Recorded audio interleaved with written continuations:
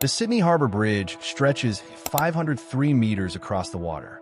On any given morning, more than 160,000 vehicles cross it. It is one of the most photographed structures on the planet.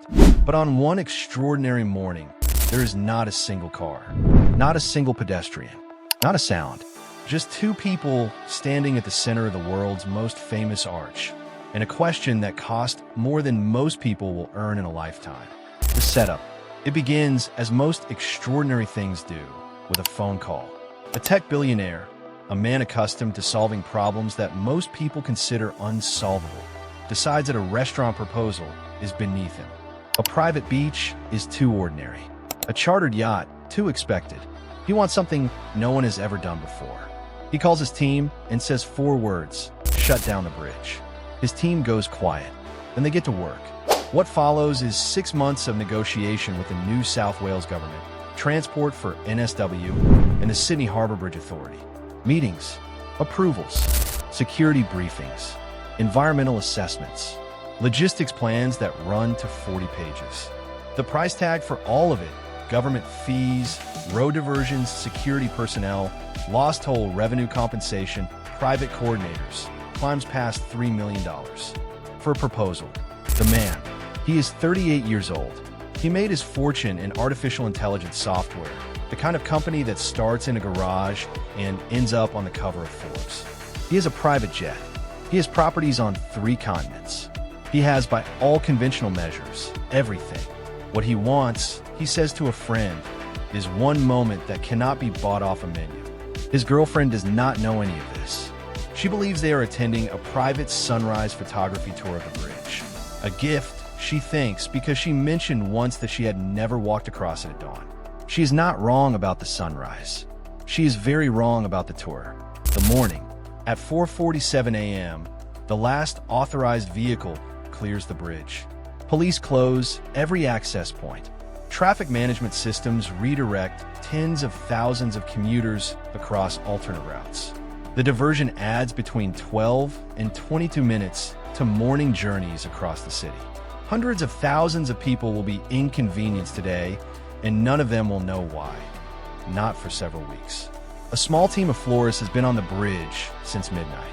60 meters of white roses line the pedestrian walkway. A string quartet, flown in from Vienna, takes their position at the center arch. They have been rehearsing for 3 weeks. A helicopter circles at 1,200 feet, carrying a single cinematographer. Another drone operator is stationed on a rooftop in Milsons Point, framing the empty bridge from the North Shore. The light, at this hour, is the color of pale copper. At 5:03 a.m., a car arrives at the southern pylon. She steps out in a light jacket. She sees the flowers. She stops. He is already at the center, waiting. The bridge, the Sydney Harbor Bridge, is not merely a crossing. It is to Australians a kind of national chest, the great steel arch that says, "This is us, this is here." It opened in 1932 after 8 years of construction. 16 workers died building it. At the time, it was the widest long-span bridge in the world. More than 1,400 couples have proposed on it through official bridge climb experiences. Thousands more have done it informally on the pedestrian walkway. But no one has ever had it entirely to themselves. What makes this moment genuinely unprecedented is not the money. It is the silence. The Sydney Harbor Bridge, in living memory, has never been silent. She walks toward him through 503 meters of absolute quiet, past 60 meters of white roses, past a string quartet playing something she will not be able to name afterward, but will never forget, as the harbor turns gold beneath them. He gets down on one knee. The ring, a 4.2-carat cushion-cut diamond set in platinum, designed by a Sydney jeweler over 4 months, catches the early light. She says yes before he finishes the sentence. Later, when the footage surfaces online, the world debates not whether this is romantic, but whether it is reasonable. $3 million. Rush hour traffic rerouted. A city held briefly hostage to one man's idea of the perfect moment. He is unbothered by the conversation. "I have spent money on things that meant nothing," he tells a friend. This meant everything. The world they inhabit, This is not unusual in the circles he moves through. For the ultra-wealthy, the logic of extravagant gestures has its own internal grammar. The currency of the very rich is not money alone, it is exclusivity. It is the thing that cannot be replicated, the moment without a crowd. There is a French phrase for it, sur mesure, custom-made, made for you specifically and for no one else. A bridge proposal, by this logic, is not irrational. It is the logical endpoint of a certain kind of wealth combined with a certain kind of love. The reaction, when photographs appear on social media 3 weeks later, they become an immediate phenomenon.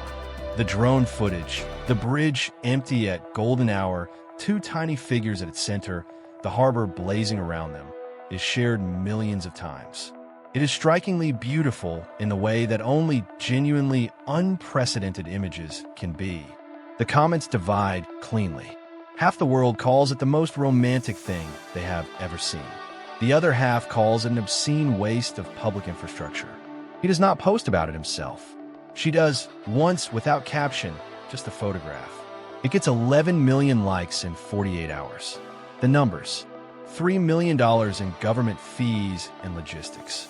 42 city blocks redirected before sunrise. 437 police officers, traffic wardens, security staff, coordinators, florists, musicians, technicians, and film crew brought into motion for a moment that lasted less than an hour. 1 string quartet, 60 meters of white roses. 1 cinematographer circling above in a helicopter. 1 drone tracing the curve of the harbor. 1 ring carried across an empty bridge. 1 question, 1 answer. For those who find it excessive, the calculation is simple. $3 million could build a hospital wing, fund scholarships, feed thousands, or keep struggling families in their homes. It could repair schools, support shelters, or change lives in ways far more practical than closing a public landmark for a private proposal.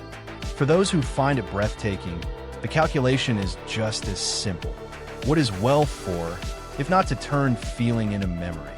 What is the use of having the power to move a city, if not to make one person feel, for a few golden minutes, that the whole world has stopped for them? Neither argument is foolish. Neither side is entirely wrong.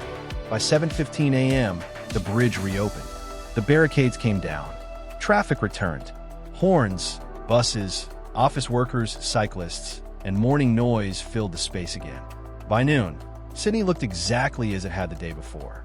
No roses remained. No musicians. No police lines. No sign that, for a moment, one of the world's most recognizable bridges had belonged to 2 people alone. Except somewhere in the city, a woman was wearing a ring. It looks less like a proposal than a private interruption of the world. True love, people say, is priceless. A private bridge, however, comes with a receipt.